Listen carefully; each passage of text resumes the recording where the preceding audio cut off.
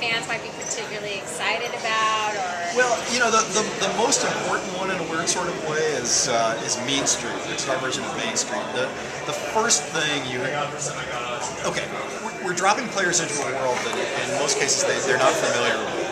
What is this Wasteland place? What is this all about? And we're going to say, save this world. So they don't have any real world references. It's not like, you know, the Earth is being invaded by aliens or New York is being invaded by, you know, someone from overseas.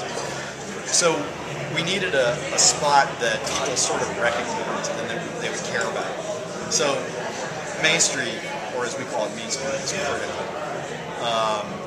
you know, you need to see that iconic square and the iconic, you know, street, and then the iconic castle at the end of the street, and the statue at the end of the street. All that stuff had to be there. And I'm sorry, I'm choosing my words carefully because there's stuff we're not quite ready to talk about yet. But I always knew we wanted to come back to Frontierland.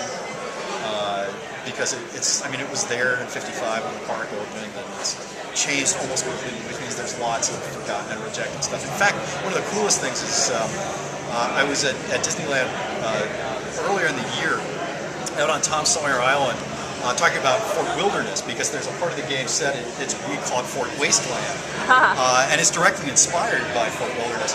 But I happened to look over to the left, and I saw there was a little bit of track, and I went, oh my God, I've been to this park 1,000 times, and I never noticed that track is still there. That was the old money track. I've not seen that track. I know. We just posted about that on my blog 2 weeks ago. There it is, and it's like, holy cow! There's a blocked off there's a rock wall, and that used to be the entrance to Rainbow Caverns, and it's like, that's in our game, and like I didn't even know that stuff was still there.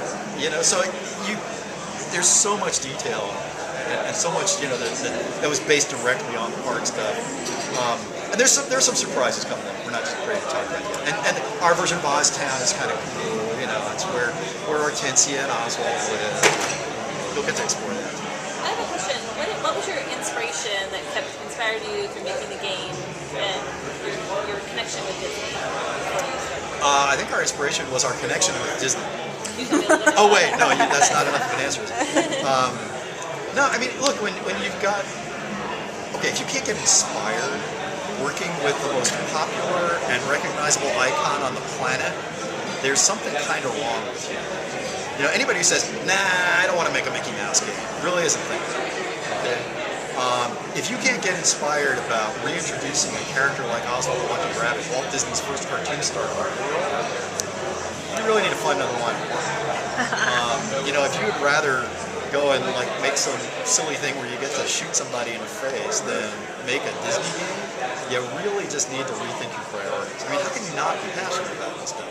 When you talk to people at feature animation and at Pixar and at parks, and you realize you're part of something bigger than just a game. You're part of an 80-year heritage, and you're all. I mean, it sounds kind of weird to call it like that, but you know, everybody at Disney is part of something bigger than themselves. And the more, and I think the thing that we get, because I know I think about it, we all go through our big video games hard. We all go through those times where you're like, you know, I know I'm not in the salt mine, but why am I doing this, right? And literally, it takes a visit to the park and I'll be inspired. Or I get to go talk with somebody and you get inspired. I take every opportunity I have to go visit Pixar because you get inspired, right? And I think, your IQ goes up 20 points when you walk into the Pixar. You get a chance to do that, do it, because you will leave smart. And we're all going to get inspired, like when we do this walking and walks and footstep things. Like you get to see things that people don't see, and you realize how immense the opportunities are, and what you're really up against. It's fascinating. It's the accidental moments. Guys, but we do need to wrap up so that we can get this wonderful tour started. Well, but to quickly answer, it's the accidental things as well that inspire you. Making Mickey 1 was, you know, it was a real challenge. You know, it wasn't just making a game. And there were some dark days along the way for us.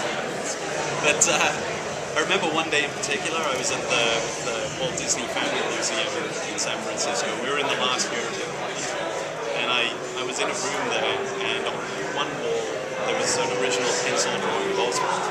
and then it clicked. That was that kind of moment of, oh wow, they really trusted us with, you know, the complete history. And I turned around, and on the wall was just stills from Steamboat Willie, and I looked at them, and it was like they were almost like screenshots from our game. Wow. And that was, in terms of inspiring and, you know, getting you to the finish line, that was a big moment. You know, I'll also tell you, working on the sequel, sometimes, you know, when you work on the second game in a series, it's kind of tough to get your enthusiasm up. That wasn't a problem for us. I mean, mostly because of the approach that we take at Junction Point is, you know, even if you're making a sequel, the team better be able to point to at least one thing that no one in the world's ever seen or done before in a game. So there's always some, you know, sort of tightrope walk where you might fall and really hurt yourself. There's got to be something risky about it, and that keeps you on your toes.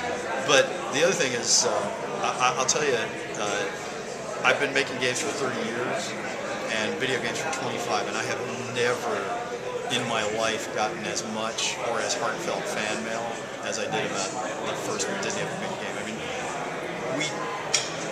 I'm not tooting our own horn. I mean, we just touched people with that game in a way that no other game I've ever worked on has touched me.